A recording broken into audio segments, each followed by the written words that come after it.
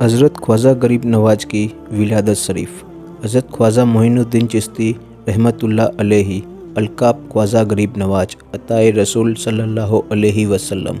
कहा जाता है कि आपकी विलादत संजर, जो मुल्क ईरान के इस्फ़हान शहर में खुरासा के करीब में है, में 530 हिजरी 1141 ईस्वी में हुई। आपके वालिद का नाम ख्वाजा सैयद ग़ियासुद्दीन बिन अहमद हसन रहमतुल्लाह अलैहि है, जो हुसैनी सादात है, और वालिदा का नाम बीबी उम्मुल वरा बीवी माहिनूर, जो कि हसनी सादात है। 8 बरस की उम्र में आपके वालिद का इंतकाल हो गया और 15 बरस की उम्र में आपकी वालिदा का इंतकाल हो गया।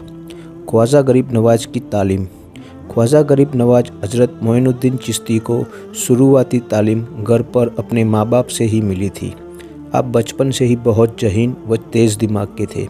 9 साल की उम्र में जहाँ आम बच्चे ठीक से बात करना भी नहीं सीख पाते हैं, वहीं आपने उस उम्र में पूरी कुरान को हिफ्ज़ कर लिया था। उसके बाद आपने संजर के मुकामी मदरसे में आगे की तालीम हासिल की। हज़रत मोइनुद्दीन चिश्ती के सूफ़ी जीवन की शुरुआत 544 हिजरी की बात है।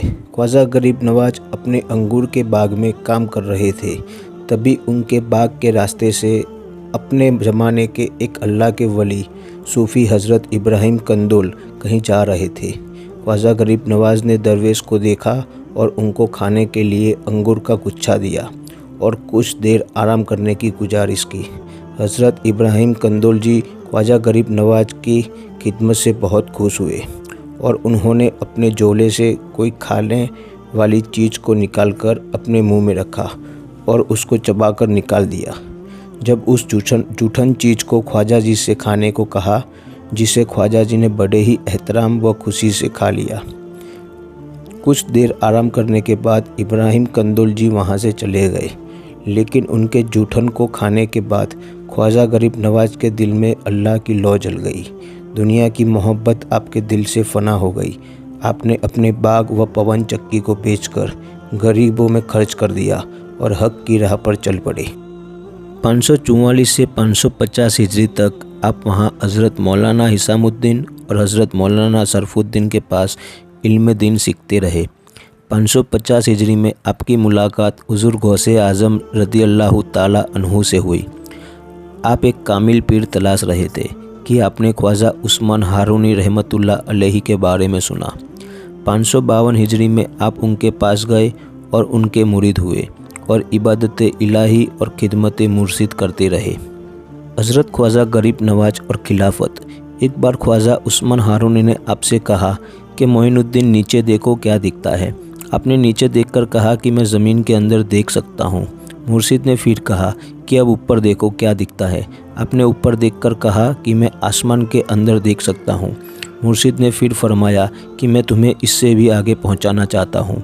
फिर 22 साल मुर्शिद की खिदमत में गुजारने के बाद एक दिन मुर्शिद ने फिर बुलाकर अपनी 2 उंगलियां आपकी दोनों आँखों के बीच में रखी और फिर फरमाया, मोइनुद्दीन नीचे देखो क्या दिखता है।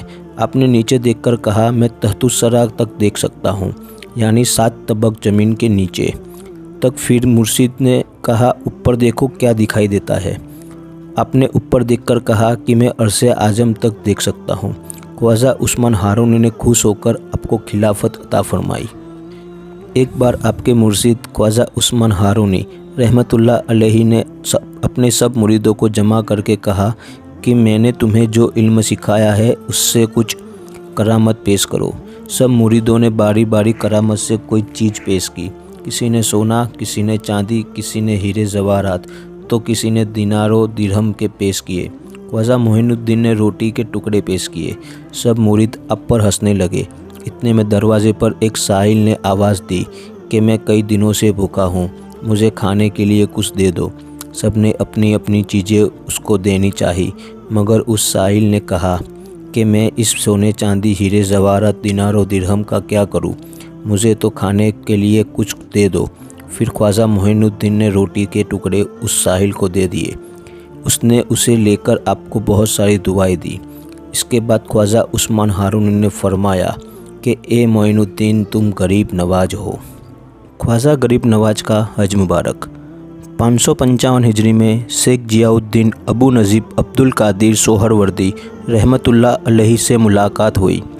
563 हिजरी में ख्वाजा उस्मान हारूनी ने आपको जुब्बा मुबारक अता किया और अपने साथ हज को लेकर गए। जब बैतुल्लाह शरीफ में हाजिर हुए तो आपके पीरो मुर्शिद ने आपका हाथ पकड़कर दुआ की, ए खुदावंद, मैं अपने मोइनुद्दीन के लिए तुझसे 3 चीज़ों का तलबगार हूँ। गैब से आवाज़ आई, ए उस्मान, मोइनुद्दीन के लिए जो कुछ तलब करोगे दिया जाएगा। यह हुक्म पाकर आपने अर्ज़ किया, ए खुदावंद, तू मेरे मोइनुद्दीन को कबूल फरमा। इरशाद बारी हुआ, कबूल किया। फिर अर्ज किया, मेरे मोइनुद्दीन को मुझसे ज़्यादा शोहरत अता फरमा। इरशाद बारी हुआ, हमने कबूल किया। फिर अर्ज किया, मेरे मोइनुद्दीन में अपने जलवे और अपने हबीब सल्लल्लाहु अलैहि वसल्लम की शान पैदा फरमा। इरशाद बारी हुआ कि ये दुआ भी मैंने कबूल की। इसके बाद जब मदीना शरीफ पहुँचे और हुजूर सल्लल्लाहु अलैहि वसल्लम को सलाम पेश किया, अस्सलातु वस्सलामु अलैका या रसूल अल्लाह, तो रोज़ा मुबारक से जवाब आया, वालेकुम अस्सलाम या कुतुबुल मसाई के बहरोबर, और तुम पर भी सलामती हो ए ज़मीन और समुंदर के बुजुर्गों के कुतुब। ख्वाजा गरीब नवाज हिंदुस्तान में कब आए? सन 1188 ईस्वी 585 हिजरी में ख्वाजा गरीब नवाज रहमतुल्लाह अलैह अपने मुरीद हज़रत ख्वाजा कुतुबुद्दीन बख्तियार काकी रहमतुल्लाह अलैह के साथ समरकंद से मक्का मुकरमा तशरीफ़ ले गए थे। कहते हैं कि मक्का में हज़रत मोइनुद्दीन चिश्ती रहमतुल्लाह अलैह के ख्वाब में अल्लाह के रसूल मोहम्मद सल्लल्लाहु ताला अलैहि वसल्लम आए और ख्वाजा जी को हुक्म दिया कि हिंदुस्तान की तरफ जाओ और वहाँ पर दीन इलाही का नाम करो। ख्वाजा जी ने अल्लाह के नबी सल्लल्लाहु अलैहि वसल्लम के हुक्म को मानते हुए हिंदुस्तान की तरफ चल दिए। रास्ते में तमाम पीर दरवेशों की दुआओं के साथ गरीबों मजलूमों की मदद करते हुए आप सबसे पहले लाहौर, तब हिंदुस्तान में आता था, पहुँचे। कुछ दिन लाहौर में ठहरने के बाद अब 1190 ईस्वी 587 हिजरी में 52 साल की उम्र में हिंदुस्तान में राजस्थान के अजमेर शहर पहुँचे। उस समय राजस्थान की हुकूमत पृथ्वीराज चौहान के हाथों में थी। ख्वाजा गरीब नवाज ने अजमेर में रहकर अल्लाह की दी हुई सहालियतों के साथ यहाँ के गरीब मजलूमों की सेवा बिना जाति धर्म को देखकर करते रहे। आपके हिंदुस्तान तशरीफ़ लाने से पहले हिंदुस्तान में दीन इस्लाम के सूखे दरख्तों में एक नई जान पैदा हो गई थी। आपकी सहालियतों व करामतों को देखकर जादूगर जयपाल व साधु राम व बड़ी बड़ी हस्तियों सहित लाखों लोगों ने इस्लाम कबूल कर लिया था। आपने 564 हिजरी में अजमेर से दिल्ली का सफ़र किया था। ख्वाजा गरीब नवाज का ख़ानदान। आपकी 2 बीवियाँ हैं और 3 बेटे और 1 बेटी है। बीबी अमातुल्लाह से निकाह 590 हिजरी में हुआ। आपके वतन से ख्वाजा फ़खरुद्दीन रहमतुल्लाह अलैहि, ख्वाजा हिसामुद्दीन रहमतुल्लाह अलैहि, बीबी हाफिज़ा जमाल रहमतुल्लाह अलैहिया हुए। बीबी अस्मतुल्लाह से निकाह 620 हिजरी में हुआ और आपके वतन से हज़रत ख्वाजा ज़ियाउद्दीन अबू सईद रहमतुल्लाह अलैहि हुए। ख्वाजा गरीब नवाज का विसाल। आपका विसाल 6 रजब 633 हिजरी मार्च 16 1236 को 97 बरस की उम्र में हुआ। आपका मज़ार अजमेर राजस्थान में है। विसाल के बाद भी आपका फैज़ और करामत जारी है। आपके मज़ार पर हाजिर होने वालों और आपके वसीले से दुआ मांगने वालों को अल्लाह ताला हर नेक ज़ायद मुराद अता फरमाता है। ख्वाजा गरीब नवाज की करामत का एक मशहूर किस्सा। वैसे तो हज़रत ख्वाजा गरीब नवाज करामत के कई किस्से हैं, जिसमें ये किस्सा बहुत मशहूर है कि एक बार बादशाह औरंगज़ेब रहमतुल्लाह अलैहि ख्वाजा गरीब नवाज रहमतुल्लाह अलैहि के मज़ार की ज़ियारत के लिए अजमेर आए। अजमेर पहुंचकर औरंगज़ेब ने कहा कि मैं मानता हूं कि ख्वाजा गरीब नवाज रहमतुल्लाह अलैहि अल्लाह के वली है, मगर मैं जब मज़ार पर उनको सलाम पेश करूं तो मुझे जवाब मिलना चाहिए, वरना मैं मज़ार को तोड़ दूंगा। आप जब मज़ार पर पहुंचे तो वहां एक अंधा शख्स बैठकर इल्तिजा कर रहा था। औरंगज़ेब ने उससे पूछा कि ए शख्स, क्या मामला है? उस अंधे शख्स ने जवाब दिया कि मैं बहुत अरसे से ख्वाजा के वसीले से दुआ कर रहा हूँ कि मेरी आँखों की बिनाई, आँखों की रोशनी आ जाए, लेकिन कोई फ़ायदा नहीं हुआ। तब औरंगज़ेब ने उससे कहा कि मज़ार पर सलाम करके आता हूँ, अगर तब तक तुझे आँख की रोशनी नहीं मिली तो तलवार से तेरी गर्दन काट दूंगा। वो अंधा शख्स परेशान हो गया कि अब तो आँख के साथ साथ जान पर बनाई है। फिर उसने और ज़ोर से शोर से तड़प कर ख्वाजा गरीब नवाज के वसीले से दुआ की। जब औरंगजेब ने ख्वाजा गरीब नवाज को सलाम पेश किया तो उसका जवाब नहीं मिला। दोबारा सलाम किया तो जवाब नहीं मिला। फिर जब तीसरी मर्तबा सलाम किया तो मज़ार के अंदर से सलाम का जवाब मिला। फिर ख्वाजा गरीब नवाज ने कहा कि ये औरंगजेब, आइंदा से फिर कभी ऐसी जिद मत करना। तुम्हारी जिद की वजह से उस अंधे शख्स की आंखों की रोशनी लाने के लिए मैं अर्श इलाही पर गया था और इसलिए सलाम का जवाब देने में थोड़ी देर हो गई। एक मरी हुई गाय का किस्सा।